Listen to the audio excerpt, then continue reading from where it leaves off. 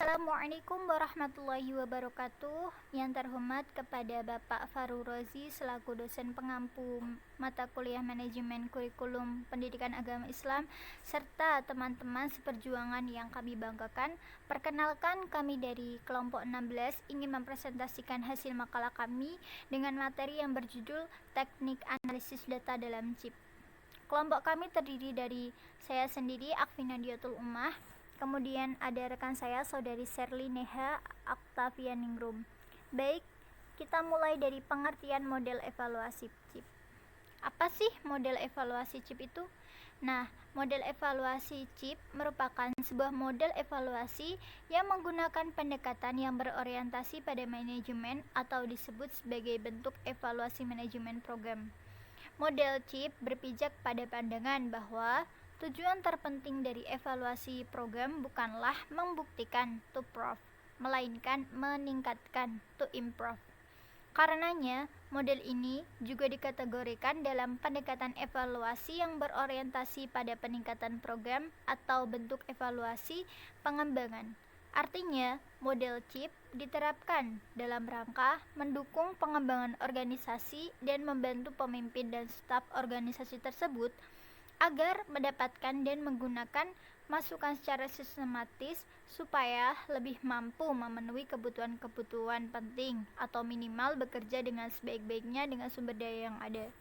Baik, kita lanjut ke langkah-langkah analisis data.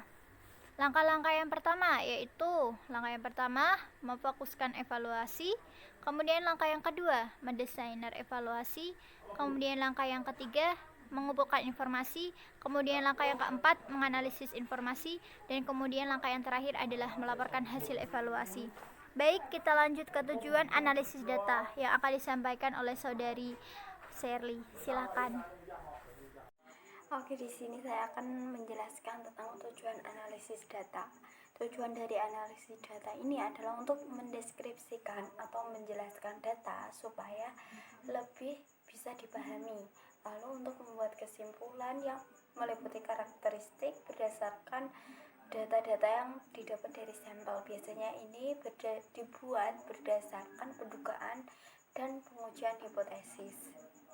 Selanjutnya, fungsi model evaluasi CIBP ini yang pertama yaitu membantu penanggung jawab program tersebut dalam mengambil keputusan. Selanjutnya, apabila tujuan yang ditetapkan program telah mencapai keberhasilan, maka ukuran yang tergantung pada kriteria yang telah ditetapkan sebelumnya.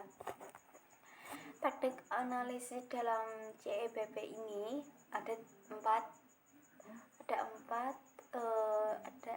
penilaian. Penilaian yang pertama yaitu penilaian konteks, yang kedua penilaian masukan, yang ketiga penilaian proses, dan yang keempat penilaian keluaran atau produk. Nah, yang dimaksud dari penilaian dari aspek konteks ini adalah dalam pelaksanaan pembelajaran disesuaikan dengan kurikulum KTSP dalam proses pembelajaran. Selanjutnya itu yang kedua, penilaian dalam aspek input. Penilaian ini digunakan dalam pengambilan keputusan desain. Desain yang dimaksud di sini adalah desain program pembelajaran yang akan dilaksanakan berdasarkan kemampuan peserta didik dan kemampuan suatu sekolah. Selanjutnya penilaian proses.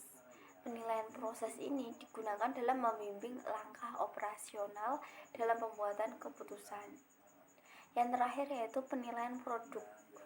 Penilaian produk ini digunakan sebagai bahan pembuatan keputusan. Maksud saya tingkat keterserapan materi pada peserta didik, jumlah peserta didik, kompetensi yang dimiliki peserta didik, dan tingkat peserta didik. Sekian, terima kasih, semangat dan stay safe dan stay healthy. Semangat.